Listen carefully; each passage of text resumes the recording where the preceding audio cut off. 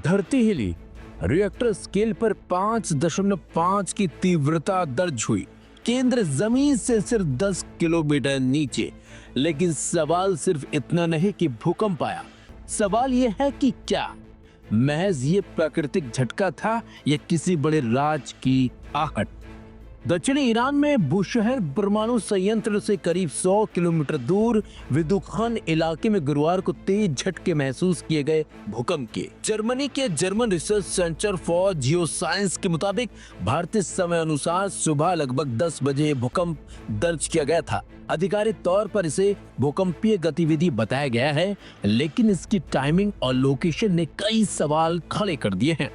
शक इसलिए भी गहराया क्योंकि 4 से 5.5 तीव्रता के झटके अक्सर भूमिगत परमाणु परीक्षणों के दौरान भी दर्ज किए जाते हैं।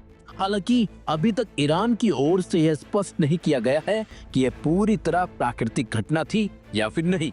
अंतर्राष्ट्रीय स्तर पर इस घटनाक्रम को बारीकी से देखा जा रहा है। बुशहर में स्थित बुशहर परमाणु संयंत्र ईरान की एकमात्र सक्रिय परमाणु ऊर्जा साइट है। ईरान का कहना है कि यहाँ यूरेनियम के जरिए केवल बिजली उत्पादन किया जाता है। यह संयंत्र रूस के सहयोग से संचालित होता है और हाल ही में यहाँ अतिरिक्त यूनिट स्थापित करने की योजना की घोषणा भी हुई है।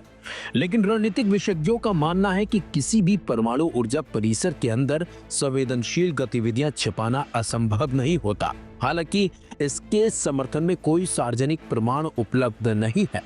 परमाणु गतिविधियों की निगरानी करने वाली संस्था इंटरनेशनल एटॉमिक एनर्जी एजेंसी यानी कि IAEA की रिपोर्ट के मुताबिक ईरान के पास लगभग 440 किलोग्राम यूरेनियम है, जिसे जून 2025 तक 60% तक संवर्धित किया गया था।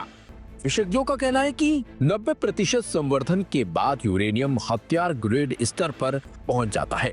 यही कारण है कि अमेरिका समेत कई पश्चिमी देश ईरान के परमाणु कार्यक्रम को लेकर लगातार दबाव बनाए हुए हैं।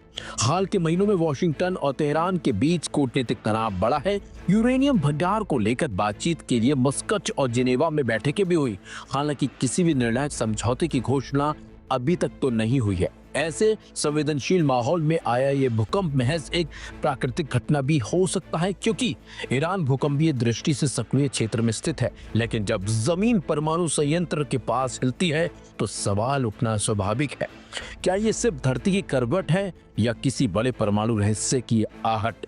इसका जवाब फिलहाल ईरान की आधिकारिक प्रतिक्रिया और अंतर्राष्ट्रीय जांच के बाद ही साफ हो पाएगा। तब तक ये घटना मध्य पूर्व की राजनीति में सस्पेंस बनाए रखेगी।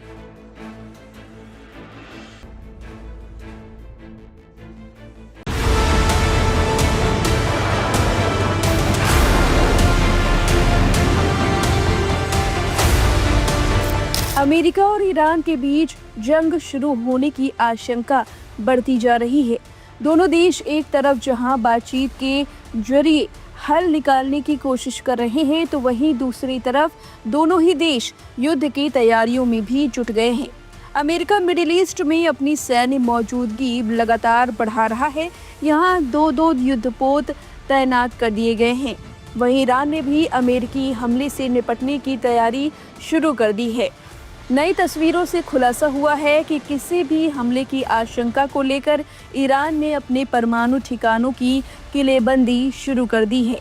Institute for science and international security की नई सैटेलाइट तस्वीरों में यह बात सामने आई है।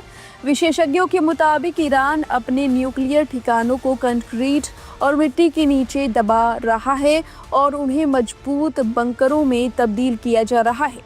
इंडिया टुडे ने अपनी एक रिपोर्ट में इस विश्लेषण के हवाले से बताया कि हाई रेजोल्यूशन तस्वीरों में यह साफ देखा जा सकता है कि ईरान ने संवेदनशील साइट्स को छिपाने और मजबूत करने की कोशिश तेज कर दी है। संस्थान में अपनी एनालिसिस में कहा, पिछले 2 से 3 हफ्तों से ईरान प्राचीन मिलिट्री कॉम्प्लेक्स में नई तालेघन 2 फैसिलिटी को मिट्टी के अंदर दबा रहा है। न्यूक्लियर प्लांट में भी कुछ ऐसा ही चल रहा है। वहीं अस्फहान न्यूक्लियर कॉम्प्लेक्स जो एक अन्य एनरिचमेंट साइट है, यहाँ तस्वीरों में टनल के एंट्रेंस को छिपाने की कोशिश दिखाई दे रही है। ये वही ठिकाना है जिस पर पहले अमेरिका ने पिछले साल जून में बमबारी की थी। इससे पहले मिडिल ईस्ट में अमेरिका के बड़े सैन्य लगातार आगे बढ़ रहे हैं और इस इलाके में अपनी हवाई और समुद्री क्षमताओं को मजबूत करने में अमेरिका जुटा हुआ है। इंडिपेंडेंट फ्लाइट ट्रैकिंग डेटा और मिलिट्री एविएशन मॉनिटर ने कई F-22, F-35, F-16 fighter jet को इलाके की ओर जाते हुए रिकॉर्ड किया। इनके साथ कई एरियल रिफ्यूलिंग टैंकर भी देखे गए। एक अमेरिकी अधिकारी के मुताबिक पिछले 24 घंटों में 50 से ज्यादा फाइटर जेट इलाके में भेजे गए हैं। USS अब्राहम लिंकन और कई दूसरे एयरक्राफ्ट्स यहां पहले से ही मौजूद हैं। जिनेवा में हुई बातचीत। इस बीच ईरान अमेरिका के बीच मंगलवार को अप्रत्यक्ष बातचीत के दूसरे दौर में ईरान ने परमाणु मुद्दे और प्रतिबंधों को हटाने पर अपना रुख स्पष्ट किया है। दोनों पक्ष तीसरे दौर की बैठक के लिए सहमत भी हुए हैं।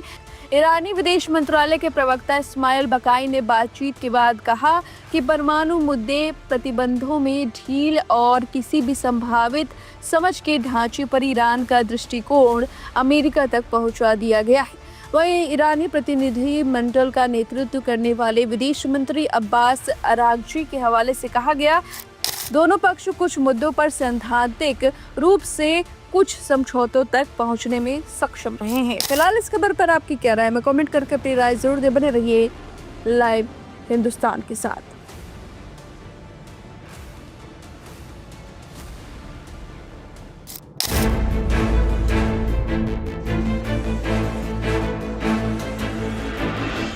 जब ईरान अमेरिका दुश्मनी की चर्चा होती है तो जिक्र आता है कि अमेरिका के खेमे में कौन है और ईरान के साथ कौन कौन। तो अमेरिकी खेमे में अरब और सुन्नी मुस्लिम देश खुलकर दिखते हैं। जब ईरान की बात करें तो उसके साथ उसके प्रॉक्सी संगठनों को जोड़ा जाता है जो अरब के करीब करीब हर देश में हैं, कहीं ज्यादा ताकतवर हैं तो कहीं कम, जैसे हिजबुल्लाह, अंसारुल्लाह, हज़दुश्शाबी वगैरह वगैरह। लेकिन अब इनमें एक नाम और जुड़ गया है जो दुनिया और अमेरिका को भी चौंका रहा है। वो नाम है तालिबान का।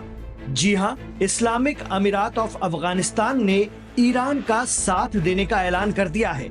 जिस तालिबान को अमेरिका ने अफगानिस्तान से खदेड़ने के लिए सालों तक युद्ध लड़ा, जिस तालिबान को अमेरिका अपना कट्टर दुश्मन मानता है, उसी तालिबान के स्पोकपर्सन ज़बीउल्लाह मुजाहिद ने जब ऐलान किया कि अगर अमेरिका ईरान पर हमला करता है तो वो ईरान का समर्थन करेंगे, तो कई विश्लेषक भी चकरा गए।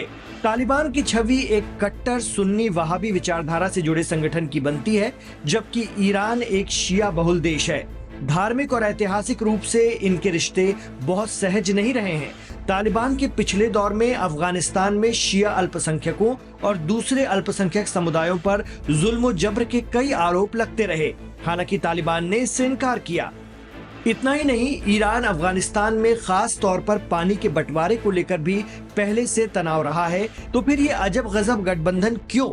इसे लेकर मिडिल ईस्ट एक्सपर्ट और असर टाइम्स के हेड शौकत भारती कहते हैं कि दरअसल अफगान तालिबान का पाकिस्तान से 36 का आंकड़ा चल रहा है और पाकिस्तान अमेरिका का करीबी माना जाता है। वो कहते हैं कि देखा जाए तो तालिबान ने ईरान का साथ देने का फैसला ईरान के इंटरेस्ट में नहीं किया, बल्कि अपने इंटरेस्ट में लिया है, ताकि पाकिस्तान को एक कड़ा मैसेज जाए।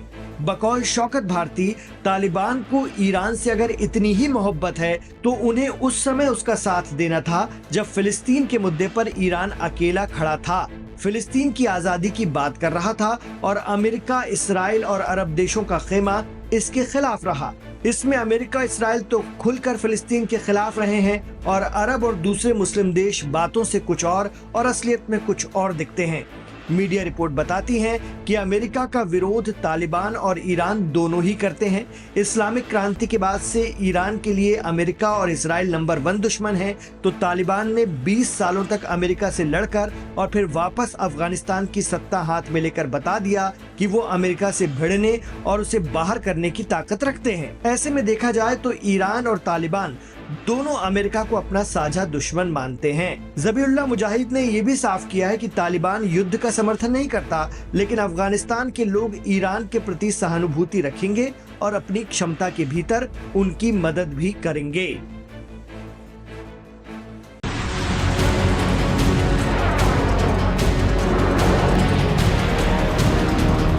अमेरिका और दुनिया की दुखती रग जिसे इस बार जोर से दबा दिया है ईरान ने। जी हां, ईरान ने आबनाए हुर्मुज यानी स्ट्रेट ऑफ हुर्मुज में वो इंतजाम कर दिया है कि परिंदा भी पर न मार सके। ईरान अमेरिका तनाव और सरप्राइज अटैक की आशंका के बीच ईरान ने समंदर में लगा दिया है तगड़ा पहरा।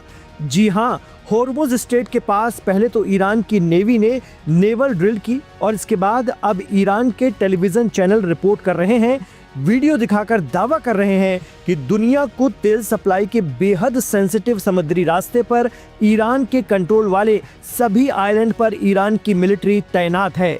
स्ट्रेट ऑफ हुर्मुज के पास ईरान के लगभग 7 प्रमुख आइलैंड हैं जो फारस की खाड़ी में मौजूद हैं और इलाके में ईरान के फौजी साजो सामान से लैस हैं। इनमें प्रमुख हैं केशम, होर्मुज, हेंगाम, लारक, अबू मूसा, ग्रेटर तंब और लेसर तंब आइलैंड।